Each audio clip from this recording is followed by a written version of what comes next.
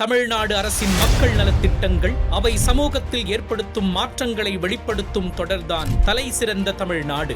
இன்றைக்கு நாம பார்க்க போற தலைப்பு தமிழ் புதல்வன் திட்டம். 9 ஆகஸ்ட் 2024 அன்று கோவையில் தமிழ்நாடு முதலமைச்சர் மு.க. ஸ்டாலின் அவர்களால் தொடங்கி வைக்கப்பட்ட மாணவர்களுக்கான முக்கிய நலத்திட்டமே தமிழ் புதல்வன் திட்டம். அரசு பள்ளிகளில் தமிழ் மொழி வழியில் 6 முதல் 12ஆம் வகுப்பு வரை படித்த மாணவர்களின் உயர்கல்வி கனவுகளை நனவாக்கும் நோக்கில் உருவாக்கப்பட்ட இந்த திட்டத்தின் மூலம் அவர்கள் உயர்கல்வி பயிலும் காலத்தில் மாதந்தோறும் ரூபாய் 1000 உதவித்தொகை வழங்கப்படுகிறது.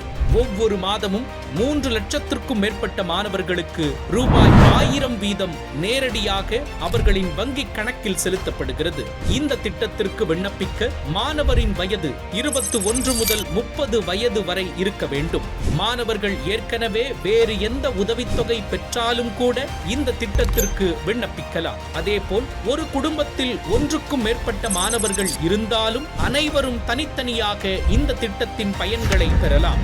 கலை மற்றும் அறிவியல், தொழில்நுட்ப படிப்புகள், டிப்ளமோ, தொழிற்கல்வி, பாராமெடிக்கல் என அனைத்து துறைகளில் உயர்கல்வி பயிலும் மாணவர்களுக்காக இந்த திட்டம் செயல்படுகிறது. தமிழ்நாடு அரசின் தமிழ் புதல்வன் திட்டம் உயர்கல்விக்கான பொருளாதார தடைகளை அகற்றி லட்சக்கணக்கான மாணவர்களின் எதிர்காலத்தை ஒளிரச் செய்யும் ஒரு முக்கிய முன்னெடுப்பாக திகழ்கிறது.